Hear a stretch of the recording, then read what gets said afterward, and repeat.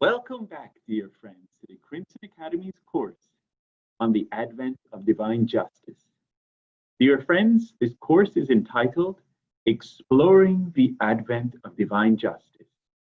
And we are on part 8.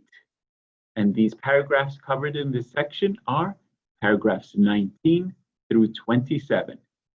And the topics covered in these paragraphs are a catastrophic upheaval, a mere beginning, and future opportunities. So without any further ado, let's get into these paragraphs. Paragraph 19. Magnificent as has been this record, reminiscent as it is in some of its aspects, of the exploits with which the dawnbreakers of an heroic age have proclaimed the birth of the faith itself. The task associated with the name of this privileged community is far from approaching its climax, only beginning to unfold. What the American believers have within the space of almost 50 years achieved is infinitesimal when compared to the magnitude of the tasks ahead of them. The rumblings of that catastrophic upheaval, which is to proclaim at one and the same time the death pangs of the old order and the birth pangs of the new, indicate both the steady approach as well as the awe-inspiring character of those tasks. The virtual establishment of the administrative order of their faith, the erection of its framework, the fashioning of its instruments, and the consolidation of its subsidiary institutions was the first task committed to their charge as an organized community called into being by the will and under the instructions of Abdu'l-Baha. Of this initial task, they have acquitted themselves with marvelous promptitude, fidelity, and vigor. No sooner had they created and correlated the various and necessary agencies for the efficient conduct of any policy they might subsequently wish to initiate, than they addressed themselves with equal zest and consecration to the next more arduous task of erecting the superstructure of an edifice, the cornerstone of which Abdu'l-Baha himself had laid. And when that feat was achieved, this community, alive to the passionate pleas, exhortations, and promises recorded in the tablets of the divine plan, resolved to undertake yet another task, which in its scope and spiritual potentialities is sure to outshine any of the works they have already accomplished, launching with unquenchable enthusiasm and dauntless courage the 7-year plan as the first and practical step towards the fulfillment of the mission prescribed in those epoch-making tablets. They entered with a spirit of renewed consecration, and upon their dual task, the consummation of which it is hoped will synchronize with the celebration of the centenary of the birth of the faith of Baha'u'llah. Well aware that every advance made in the external ornamentation of their majestic edifice would directly react on the progress of the teaching campaign, initiated by them in both the Northern and Southern American continents, and realizing that every victory gained in the teaching field would, in its turn, facilitate the work and hasten the completion of their temple, they are now pressing on with courage and faith in their efforts to discharge in both of its phases their obligations under the plan they have dedicated themselves to execute. Let them not, however, imagine that the carrying out of the 7-year plan, coinciding as it does with the termination of the first century of the Baha'i era, signifies either the termination of or even an interruption in the work which the unerring hand of the Almighty is directing them to perform. The opening of the second century of the Baha'i era must needs disclose greater vistas, usher in further stages, and witness the initiation of plans more far-reaching than any as yet conceived. The plan on which is now focused the attention, the aspirations, and the resources of the entire community of the American believers should be viewed as a mere beginning, as a trial of strength, a stepping stone to a crusade of still greater magnitude, if the duties and responsibilities with which the author of the divine plan has invested them are to be honorably and entirely fulfilled. For the consummation of the present plan can result in no more than the formation of at least one center in each of the republics of the Western Hemisphere, whereas the duties prescribed in those tablets call for a wider diffusion and imply the scattering of a far greater and more representative number of the members of the North American Baha'i community over the entire surface of the New World. It is the undoubted mission of the American believers, therefore, to carry forward into the second century the glorious work initiated in the closing years of the first, not until they have played their part in guiding the activities of these isolated and newly fledged centers, and in fostering their capacity to initiate in their turn institutions, both local and national, modeled on their own, can they be satisfied to have adequately discharged their immediate obligations under Abdu'l-Bahá's divinely revealed plan. Nor should it for a moment be supposed that the completion of a task which aims at the multiplication of Baha'i centers and the provision of the assistance and guidance necessary for the establishment of the administrative order of the Baha'i faith in the countries of Latin America realizes in its entirety the scheme visualized for them by Abdu'l-Bahá. A perusal, however perfunctory, of those tablets embodying his plan will instantly reveal a scope for their activities that stretches far beyond the confines of the Western Hemisphere, with their inter-American tasks and responsibilities virtually discharged. Their intercontinental mission enters upon its most glorious and decisive phase.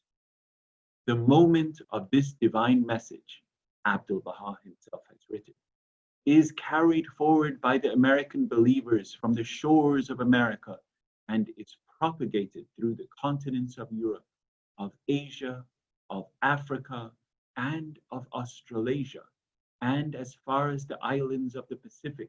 This community will find itself securely established upon the throne of an everlasting dominion. And who knows but that when this colossal task has been accomplished, a greater, a still more superb mission, incomparable in its splendor, and foreordained for them by Baha'u'llah, may not be thrust upon them?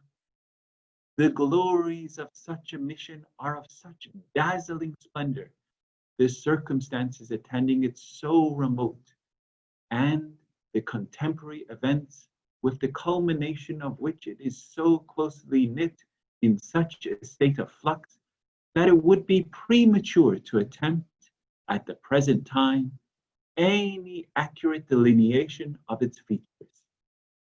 Suffice it to say that out of the turmoil and tribulations of these latter years, opportunities undreamt of will be born, and circumstances unpredictable created, that will enable, nay, impel the victorious prosecutors of Abdu'l-Bahá's plan to add, through the part they will play in the unrolling of the new world order, fresh laurels to the crown of their servitude to the threshold of Baha'u'llah. Nor should any of the manifold opportunities of a totally different order be allowed to pass unnoticed, which the evolution of the faith itself, whether at its world center or in the North American continent, or even in the most outlying regions of the earth, must create, calling once again upon the American believers to play a part, no less conspicuous than the share they have previously had in their collective contributions to the propagation of the cause of Baha'u'llah. I can only for the moment cite at random certain of these opportunities, which stand out preeminently in any attempt to survey the possibilities of the future. The election of the International House of Justice and its establishment in the Holy Land, this spiritual and administrative center of the Baha'i world, together with the formation of its auxiliary branches and subsidiary institutions, the gradual erection of the various dependencies of the first Mashal Askar of the West, and the intricate issues involving the establishment and the extension of the structural basis of Baha'i community life. The codification and promulgation of the ordinances of the Most Holy Book, necessitating the formation in certain countries of the East of property constituted and officially recognized courts of Baha'i law, the building of the third Mashal Askar of the Baha'i world in the outskirts of the city of Tehran, to be followed by the rise of a similar house of worship in the Holy Land itself. The deliverance of Baha'i communities from the fetters of religious orthodoxy in such Islamic countries as Persia, Iraq, and Egypt, and the Baha'i national and local assemblies, the precautionary and defensive measures to be devised, coordinated, and carried out to counteract the full force of the inescapable attacks which the organized efforts of ecclesiastical organizations of various denominations will progressively launch and relentlessly pursue. And last but not least, the multitudinous issues that must be faced, the obstacles that must be overcome, and the responsibilities that must be assumed to enable a sore-tried faith to pass through the successive stages of unmitigated obscurity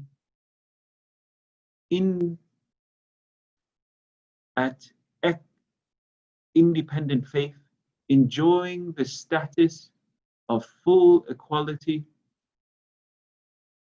with its sister religions, to be followed by its establishment and recognition as a state religion, which in turn must give way to its assumption of the rights and prerogatives associated with the Baha'i state, functioning in the plenitude of its powers, a stage which must ultimately culminate in the emergence of the worldwide Baha'i Commonwealth, animated wholly by the spirit and operating solely in direct conformity with the laws and principles of Baha'u'llah. The challenge offered by these opportunities, the American believers, I feel confident, will, in addition to their answer to the teaching call voiced by Abdul Baha in his tablets, unhesitatingly take up, and will, with their traditional fearlessness, tenacity, and efficiency, so respond to it as to confirm before all the world their title and rank as the champion builders of the mightiest institutions of the faith of Baha'u'llah. Dearly beloved friends, though the task be long and arduous, yet the prize which the all-bountiful bestower has chosen to confer upon you is of such preciousness that neither tongue nor pen can be fittingly appraise it. Though the goal towards which you are now so strenuously striving be distant and as yet undisclosed to men's eyes, yet its promise lies firmly embedded in the authoritative and unalterable utterances of Baha'u'llah. Though the course he has traced for you seems at times lost in the threatening shadows with which stricken humanity is now enveloped, yet the unfailing light he has caused to shine continually upon you is of such brightness that no earthly dusk can ever eclipse its splendor. Though small in numbers and circumscribed as yet in your experiences, powers, and resources, yet the force which energizes your mission is limitless in its range and incalculable in its potency. Though the enemies which every acceleration in the progress of your mission must raise up be fierce, numerous, and unrelenting, yet the invisible hosts which, if you persevere, must, as promised, rush forth to your aid, will, in the end, enable you to vanquish their hopes and annihilate their forces, though the ultimate blessings that must crown the consummation of your mission be undoubted, and the divine promises given you firm and irrevocable, yet the measure of the goodly reward which every one of you is to reap must depend on the extent to which your daily exertions will have contributed to the expansion of that mission and the hastening of its triumph. Very good, dear friends. So here is our introduction to the paragraphs 19 through 27. The beloved guardian Shoghi Effendi highlights the nature and significance of the future missions of the North American Baha'i community. The undertakings of the community over the previous 50 years, as stated by the beloved guardian, would be infinitesimal compared to the future endeavors and achievements of the community. The beloved guardian also identifies some future developments in the worldwide Baha'i community in which the North American Baha'i community would play major roles.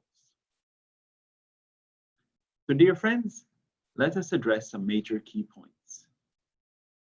Shoghi Effendi identifies the early signs of the catastrophic upheaval, proclaiming the death throes of the old world order and the birth pains of the new world order.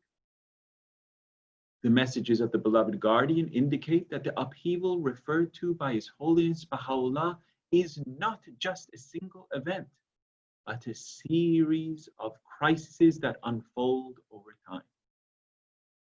The future turmoil will provide tremendous opportunities for the North American Baha'i community.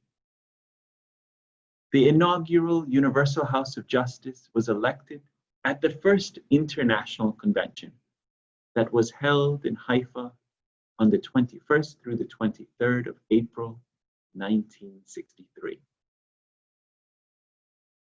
The first dependency of the Wilmette Baha'i House of Worship was a home for the aged that opened on the 1st of February, 1959.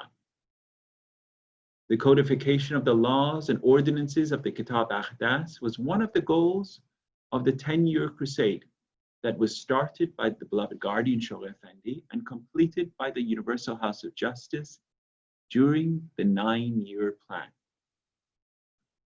There are references to Baha'i courts in other writings of Shoghi Effendi in different contexts. Also, construction of the Mashal Asghar in Tehran was a goal that Shoghi Effendi had in mind as early as 1932, though it has not yet been realized due to the hostility towards the Persian Baha'i community by the Islamic government in Iran.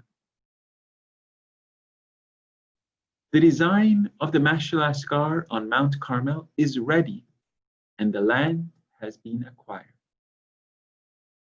Baha'i communities are still under various restrictions and constraints in Islamic countries. And lastly, the faith has emerged from obscurity during the third epoch of the formative age that began in 1963 and ended in 1986. So let's start going through these paragraphs, dear friends. In paragraph 19, the beloved guardian Shoghi Effendi reminds the American believers that despite the valiant deeds of the early heroes of the faith, the Baha'i community is only at the initial stages of what must yet be accomplished.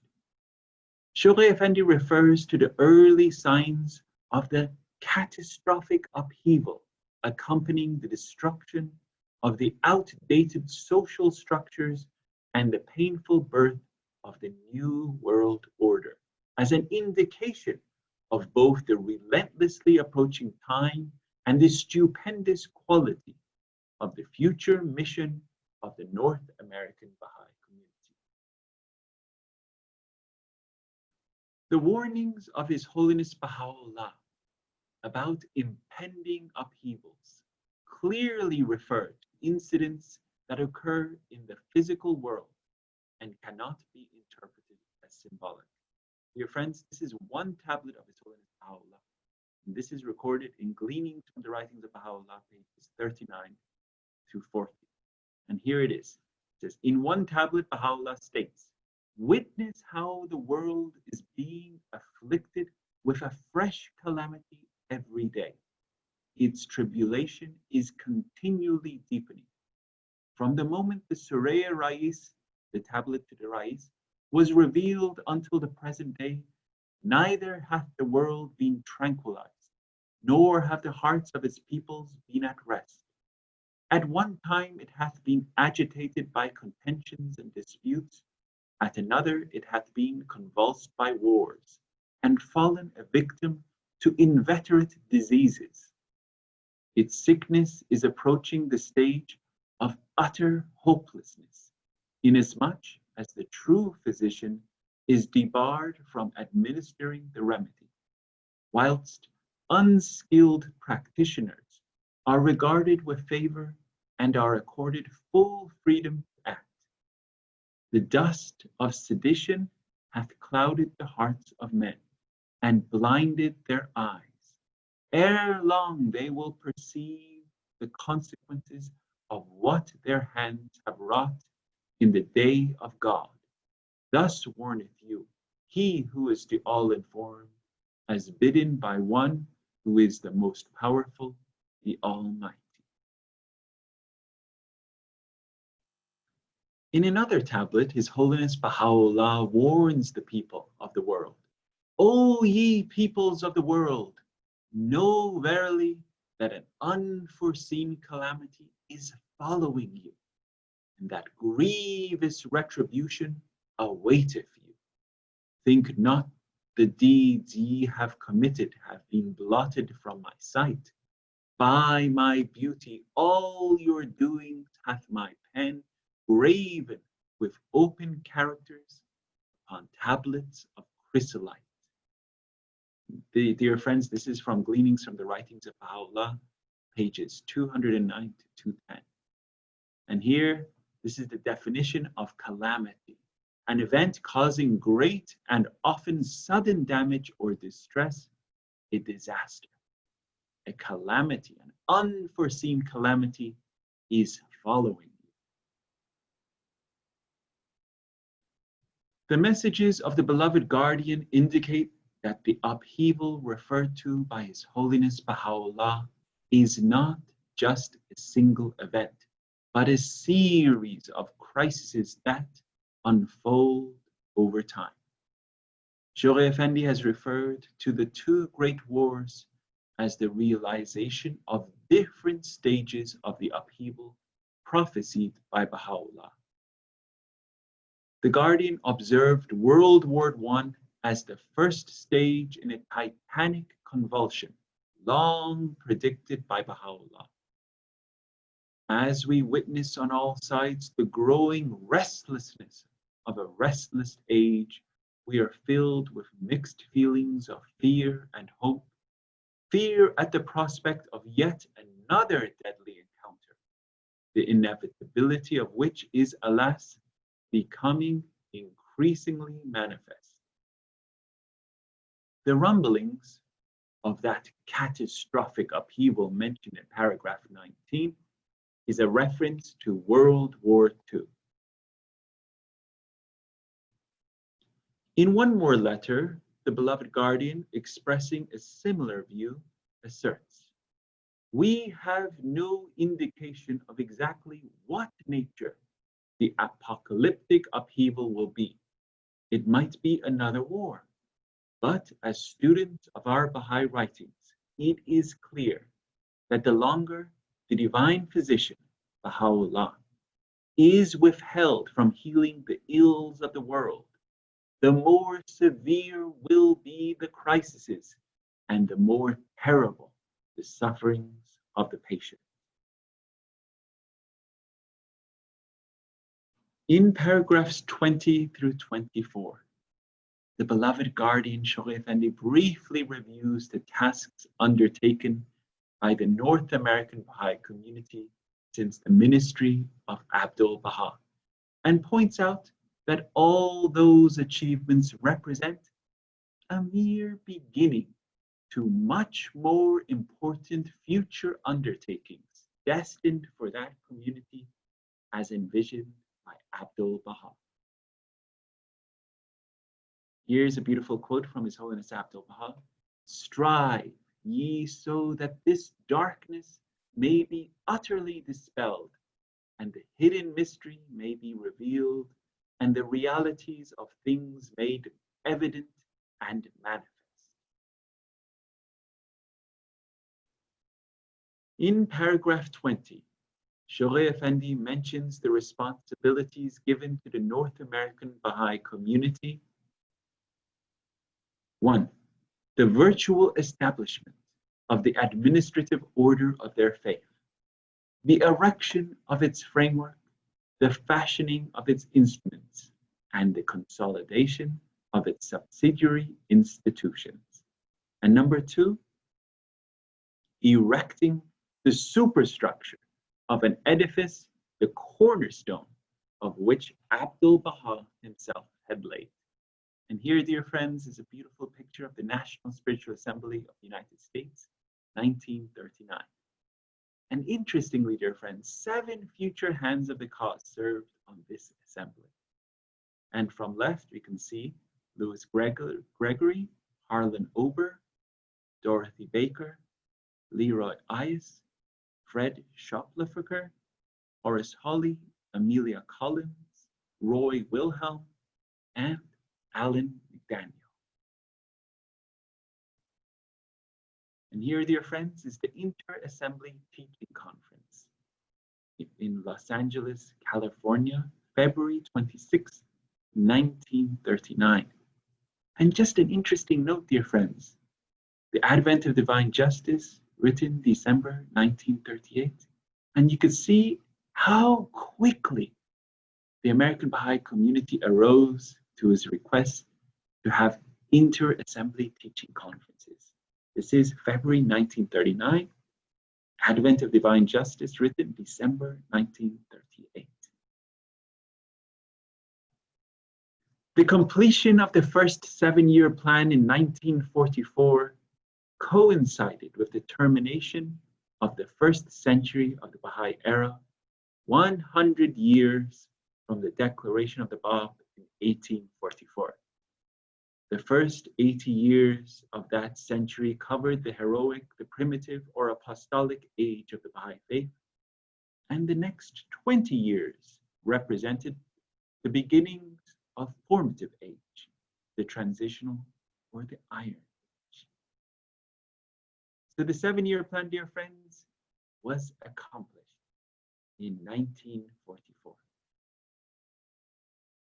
In paragraph 19, In paragraph 21, dear friends, the beloved guardian states that for the North American Baha'i community, the opening of the 2nd century of the Baha'i era would reveal greater vistas, usher in further stages, and witness the initiation of plans more far-reaching than as yet conceived. In paragraphs 22 and 23, the beloved guardian Shoghi Effendi points that the tablets of the divine plan call for a wider diffusion and scattering of a far greater and more representative number of the members of the North American Baha'i community across all corners of the globe, compared to the goals of the first 7-year plan. The task would go beyond just opening new Baha'i centers, requiring the fostering of capacity building in the new Baha'i communities to a point that they could initiate their own local and national institutions. In discharging these responsibilities, the intercontinental mission of the North American Baha'i community would enter upon its most glorious and decisive phase. And here, dear friends, is a map illustrating worldwide growth of the Baha'i faith as drawn by the beloved guardian Shoghi Effendi in 1952. In paragraph 24, the beloved guardian Shoghi Effendi reveals that with such changes that lie far ahead into the future, it is too early to foresee exactly what glorious deeds will be required from the American Baha'i believers. However, he concludes that as yet unimagined opportunities would be born out of the future turmoils for the North American Baha'i community to play their destined role in unrolling the new world order. Bright future ahead. In paragraph 25, Shoghi Effendi surveys some of the future opportunities that would call forth the highest levels of prowess in the activities of the North American Baha'i community. The inaugural Universal House of Justice was elected on the 21st of April during the first International Convention that was held between the 21st and 23rd of April 1963 at the house of Abdul Baha in Haifa. The members of all 56 national spiritual assemblies participated in the election. To enable the delegates to prepare themselves spiritually for their great responsibility, arrangements had been made by the hands of the cause with the cooperation of the International Baha'i Council for all to visit the several holy places. This was the greatest mass pilgrimage ever to have been made for the world center of our faith. On the morning of the 21st of April, 1963, delegates proceeded to the Master's house at number 7 Persian Street to discharge their sacred responsibility in accordance with the text of the Will and Testament of Abdul Baha. They came from all parts of the globe, representing many races, peoples, tongues, and cultural backgrounds. In all, 288 of the 504 eligible delegates were present, and of the cause, Amatul Baha Rih Khanum called the historic convention to order. On behalf of the hands, Rih Khanum carefully instructed the delegates on the procedure to be followed in the casting of their ballots. Other hands of the cause of God and members of the International Baha'i Council watched from an adjoining room. Tellers were appointed, and as the roll was called alphabetically by name of National Assembly, the delegates approached the ballot box. Among the first was a descendant of the Inca race, belonging to the Bolivian National Assembly. He was followed shortly by the friends from Central and East Africa. Delegates watched intently as the balloting proceeded throughout the morning.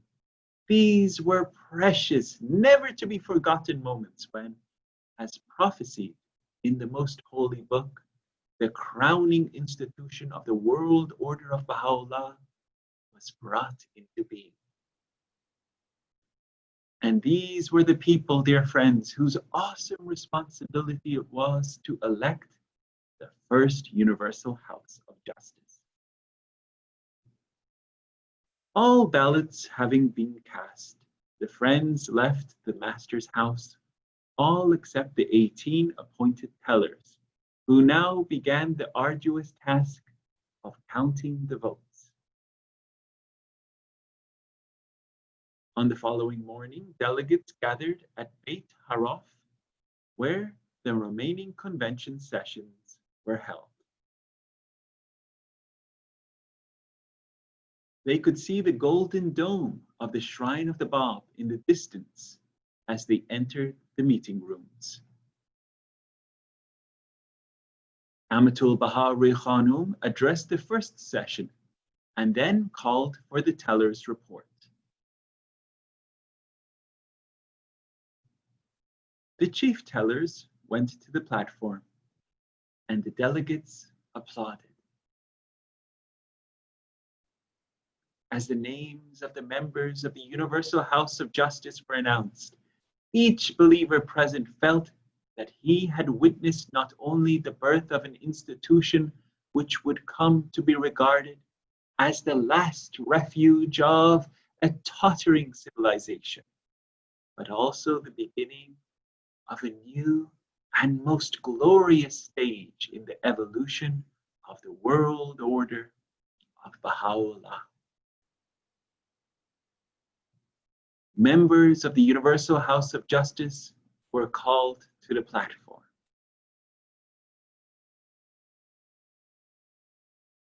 Shortly afterwards, the men of the House of Justice retired to the shrine of the Bab for prayers and remained to pose for the first official photographs. From left to right, Mr. Charles Wolcott, Mr. Amos Gibson, Mr. Hushmand Fatah Azam, Mr. Hugh Chance, Mr. Bora Kovalin, Mr. Ian Semple, Dr. Lutfullah Hakim, Mr. David Hoffman, and Mr. Ali Nakhjavani.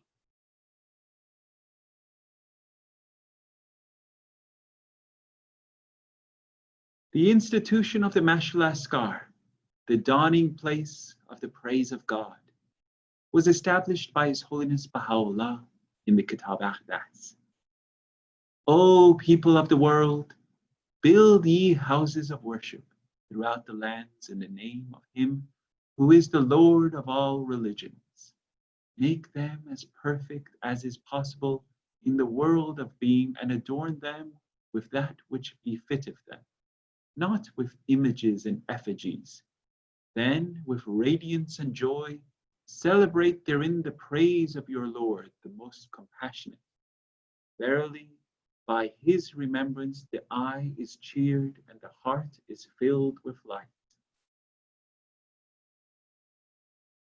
His Holiness Abdul Baha described the Mashal Askar as one of the most vital institutions in the world.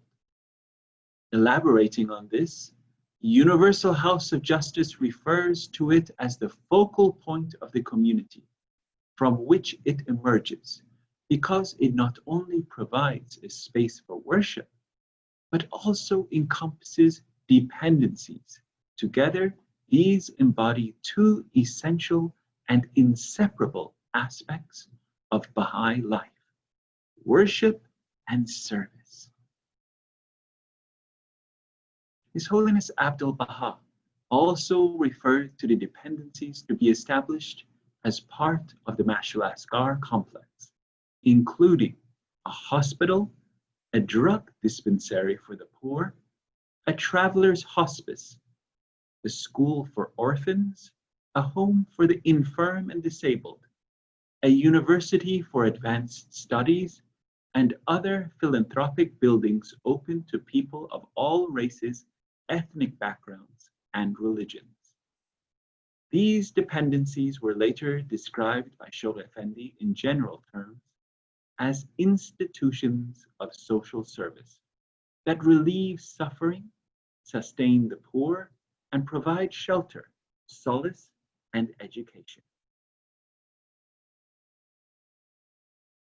One of the goals of the American Baha'i community during the 10-year crusade was to establish a home for the aged as the first dependency of the Wilmette Baha'i House of Worship. A suitable property was acquired near the House of Worship, and the home was opened on February 1st, 1959. It operated until 2002, when the National Spiritual Assembly found it economically unviable to modernize in it to conform to new building codes and decided to close it, planning to acquire a larger and more modern facility in the future. The building remains in use for a local Baha'i school and regional training center. And here, dear friends, is a picture of the entrance to the Baha'i home. And this is the Baha'i home, 4th and Greenleaf Avenues, Wilmette.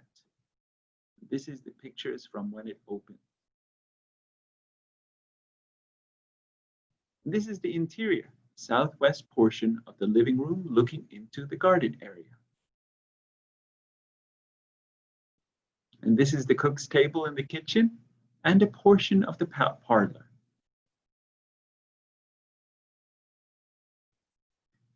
And this is a typical single room, one of 16 similar rooms for guests.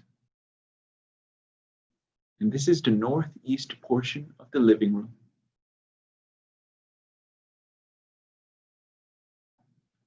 The beloved guardian adopted the codification of the laws and ordinances of the Kitab Aqdas as one of the goals of the 10-year crusade.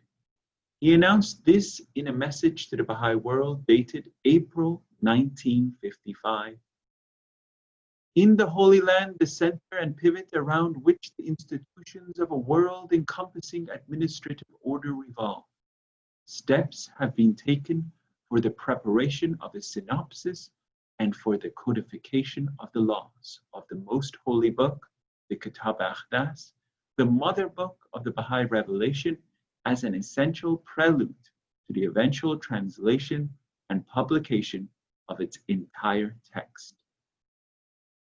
And we find this reference, dear friends, in Messages to the Baha'i World, 1950 to 1957, page 78. And here's a definition, dear friends, of codify. It's to arrange laws or rules as a code, classify. It's a system of words used instead of ordinary writing, a collection of laws. So this was the codification of the laws and ordinances of the Kitab Aqdas.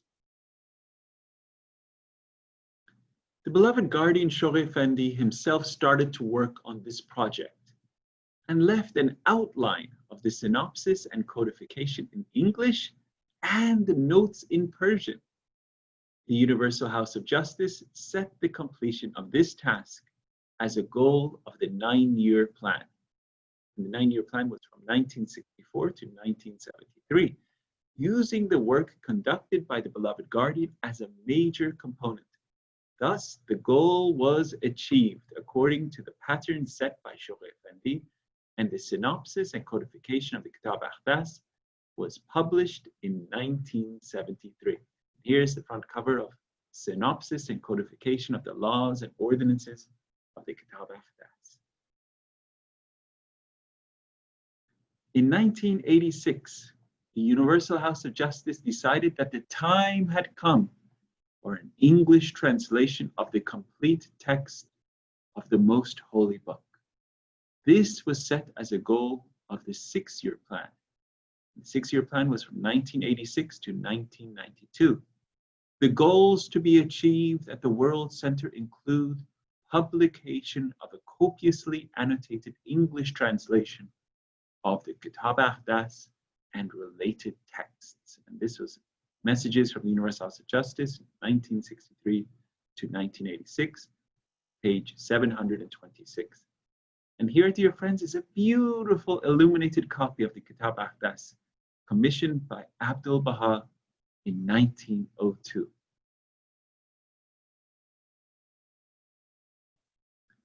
The publication in 1992 of the Kitab al-Aqdas did not necessarily increase the number of laws binding upon Baha'is. Additional laws will become binding when the Universal House of Justice deems it timely to apply them.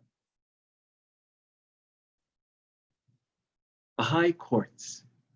The establishment of Baha'i courts has not yet been realized. There are references to Baha'i courts in other writings of Shaykh Effendi. In the World Order of Baha'u'llah, the beloved guardian envisages that the day may not be far distant when in certain countries of the East in which religious communities exercise jurisdiction in matters of personal status, Baha'i assemblies may be called upon to assume the duties and responsibilities devolving upon officially constituted Baha'i courts.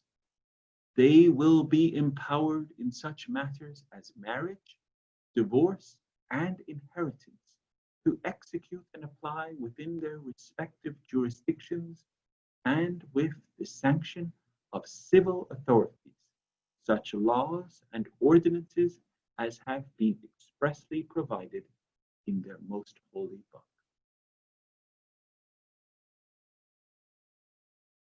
And dear friends, these are the 5 main powers and duties of the Universal House of Justice, as listed in the Declaration of Trust of the Constitution of the Universal House of Justice. So among the powers and duties with which the Universal House of Justice has been invested are, number 1, to ensure the preservation of the sacred texts and to safeguard their inviolability, to analyze, classify, and coordinate the writings, and to defend and protect the cause of God and emancipate it from the fetters of repression and persecution. Power and duty number 2, to advance the interests of the faith of God, to proclaim, propagate, and teach its message, to expand and consolidate the institutions of its administrative order, to usher in the world order of Baha'u'llah, to promote the attainment of those spiritual qualities which should characterize Baha'i life individually and collectively, to do its utmost for the realization of greater cordiality and comity amongst the nations, and for the attainment of universal peace, and to foster that which is conducive to the enlightenment and illumination of the souls of men, and the advancement and betterment of the world. To enact laws and ordinances not expressly recorded in the sacred texts, to abrogate, according to the changes and requirements of the time, its own enactments, to deliberate and decide upon all problems which have caused difference, to elucidate questions that are obscure, to safeguard the personal rights, freedom, and initiative of individuals, and to give attention to the preservation of human honor, to the development of countries, and the stability of states. Power and duty number 4, to promulgate and apply the laws and principles of the faith, to safeguard and enforce that rectitude of conduct which the law of God enjoins, to preserve and develop the spiritual and administrative center of the Baha'i faith, permanently fixed in the twin cities of Akka and Haifa, to administer the affairs of the Baha'i community throughout the world, to guide, organize, coordinate and unify its activities, to found institutions, to be responsible for ensuring that no body or institution within the cause abuse its privileges or decline in the exercise of its rights and prerogatives, and to provide for the receipt, disposition, administration, and safeguarding of the funds, endowments, and other properties that are entrusted to its care. And power and duty number 5, to adjudicate disputes falling within its purview, to give judgment in cases of violation of the laws of the faith, and to pronounce sanctions for such violations, to provide for the enforcement of its decisions, to provide for the arbitration and settlement of disputes arising between peoples, and to be the exponent and guardian of that divine justice which can alone ensure the security of and establish the reign of law and order in the world. The beloved guardian Shoghi Effendi stated, "The World Tribunal will adjudicate and deliver its compulsory and final verdict in all and any disputes that may arise between the various elements constituting this universal system in the Baha'i World Commonwealth." Here, dear friends, is a picture of the early design of the Mash'al Asghar in Tehran. Construction of the Mash'al Asghar in Tehran was a goal that Shoghi Effendi had in mind as early as 1932, when a temple committee was established in Iran to purchase land for the Mash'al Asghar near Tehran. The beloved guardian set the construction of the Mash'al Asghar as one of the goals of the 10-year crusade. On May 4th, 1953, Shoghi Effendi announced the area of land purchased on the slopes of the Elborz Mountains, overlooking the city of Tehran in anticipation of the construction of the first Mash'al Asghar of Persia, has reached approximately 4 million square meters. We find this reference, dear friends, in Messages to the Baha'i World, 1950 to 1957, page 150. And you can see here the slopes of the Elborz Mountains. Here is a zoomed out design of the house of worship in Tehran. Antagonism toward the Baha'i faith caused the plans for its construction to be held in abeyance. In its Rezvan message of 1973, the supreme body, the Universal House of Justice, informed the Baha'i world that it has proved still impossible to begin work on the erection of the Mash'al Asghar in Tehran, but contracts have been signed for the preparation of detailed drawings, geological surveys are being made, and everything made ready for immediate action whenever the situation in Persia becomes propitious. Here's designs of the Mash'al Asghar to be built in Tehran. This is the Baha'i House of Worship in the Holy Land.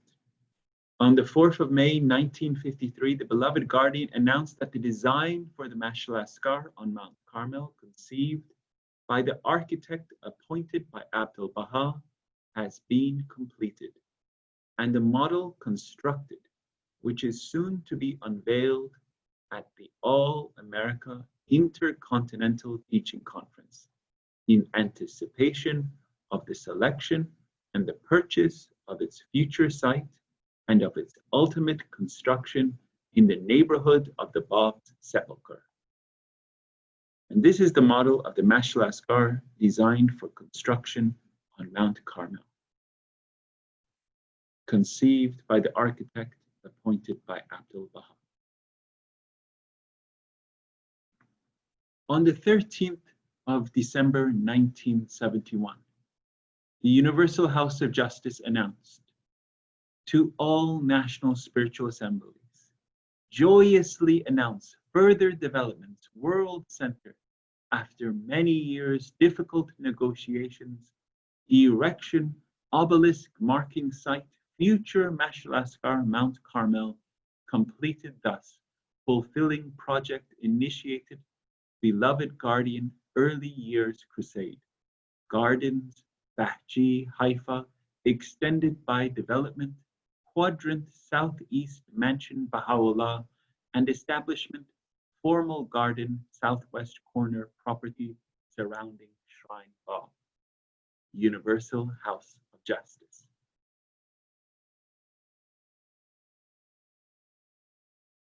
Emancipation of Bahá'ís in Islamic countries. Bahá'í communities in Islamic countries are still under various restrictions and constraints, though the intensity of the persecution varies from one country to another.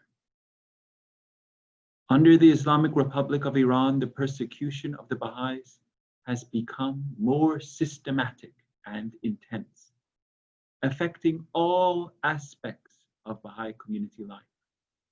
Oppression and discrimination exist in Egypt and more recently in Yemen. Here's a picture, it says Bahá'ís locked out. Yeah. And it's a picture of Bahá'ís being deprived of higher education. And here's some graphics of persecution of Bahá'ís in Iran. It says, in Iran, pursuing an education is a crime if you are a Bahá'í. In Iran, teaching music is a crime if you are a Bahá'í. In Iran, even if you are pregnant, you can be imprisoned if you are a Bahá'í. In Iran, praying with friends can land you in prison if you are a Bahá'í. In Iran, even the children of war veterans are denied access to education if they are Bahá'í. In Iran, top athletes are stripped of all rights if they become Bahá'í. In Iran, children are denied the right to burial if they are Bahá'í. 1 year in prison, the price you pay for being invited to join a harmless water fight in a public park in Iran, if you are a Bahá'í. In Iran, reporting human rights violations on Facebook can land you in prison if you are a Bahá'í.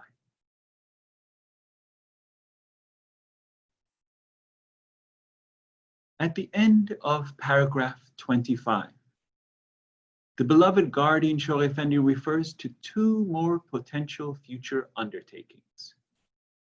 The first is the development of precautionary and defensive measures to counteract attacks on the faith. There has been significant developments in this area, including the development of the Bahá'í international community and offices of external affairs in different countries, working closely with the United Nations and national governments to inform them of the nature of the Bahá'í faith and to draw on these relationships to protect the faith. At the end of paragraph 25, the beloved guardian Shough Effendi refers to 2 more potential future undertakings. And the second task that I'm about to address says the second task, as mentioned by Shough Effendi, is to pursue the development of Bahá'í communities across the globe to assist them to pass through the following stages. First, unmitigated obscurity. Next, active repression. Next, complete emancipation, recognition of the faith as an independent religion, then recognition of the faith as a state religion, and lastly, emergence of the worldwide Bahá'í Commonwealth. The independence of the faith is formally recognized in many countries across the globe, with some exceptions, particularly in Islamic countries. The faith has not yet been recognized as the state religion in any nation.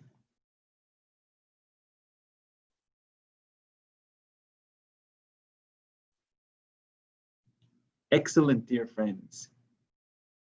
Thank you so much, and look forward to presenting part 9.